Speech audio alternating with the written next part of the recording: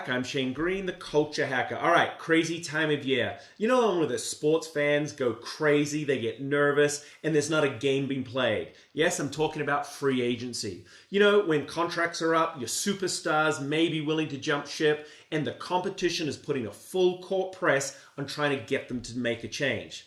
Now listen, I get it. Money can talk. But what we're learning from some of our superstars is that just as important as the money is having the right coach, other players, and environment in place. Yes, we're talking about culture. So what can we learn as business people from what's happening in this crazy time of year called free agency? Well, let's start with this idea. If you're only paying attention to your superstar athlete when they're talking about or thinking about leaving, it's too late. You already failed. Listen, one of the advantages you have of having a superstar on your team is that you get to take care of them better than anybody else. You get time to show them that you really are vested in them and you care about them.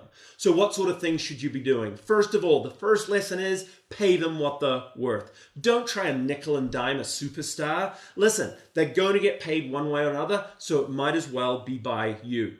The second thing is invest in their development. Make them even better. It's like a partnership in their career.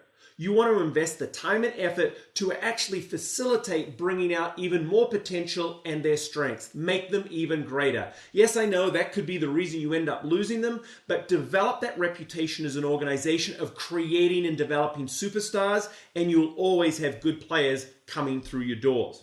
The next thing is you've got to give them some authority and responsibility in how work gets done. You don't want to micromanage them. Give them responsibility for improving the business. Make sure that they're having input on how and what gets done on a day-to-day basis. This is important for your superstars. Now, talk about the supporting cast. Surround them with good, hard-working people. Don't put a bunch of jerks around them. Don't put people around them that are going to create rework or just frustrate your all-star employee.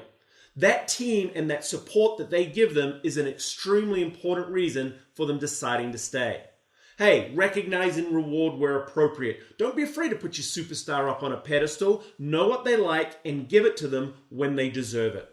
But probably one of the most important elements that you've got to keep in mind is, do you have the right manager, or more importantly, a leader in place that can actually work with that superstar? Unfortunately, too many managers become defensive, small-minded, and just can't handle it when someone that may be better than them is working around them. So that manager or leader has to have the right temperament. They've got to be willing to coach and work with someone that may have more expertise, more skill, more experience, and possibly a way more potential. You also need to have that right disposition to manage ego. So that personality is very particular. But most importantly, your manager needs to have a relationship focus. They need to bond with that superstar. Listen, we've all heard it before. People don't leave jobs, they leave managers. And when superstars think about leaving, I'm telling you, that coach, that manager is one of the first things they put in mind.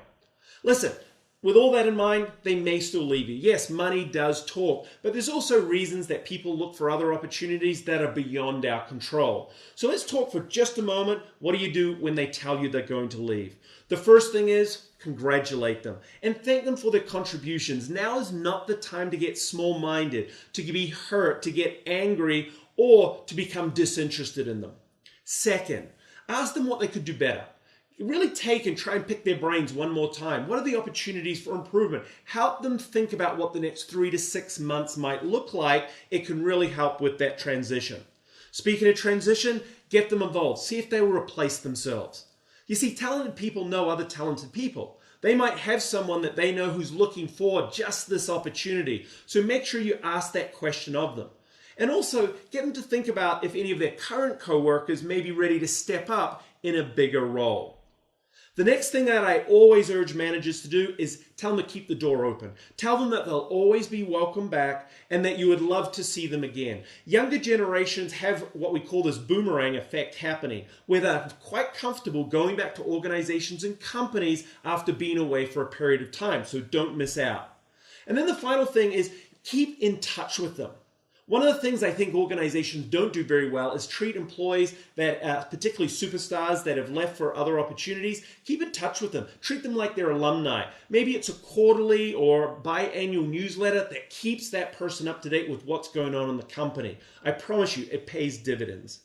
And then for the people that they're leaving behind, listen, be open and honest about why they left. Talk to them about improvements that can be made and challenge the rest of the team to step up. Listen, it's never easy to lose a superstar, but keep in mind this, it doesn't have to be quite as hard to keep them, and it doesn't have to be quite as difficult when they decide to leave. Listen, thanks for checking in. Thanks for listening. We'll see you again soon. Cheers.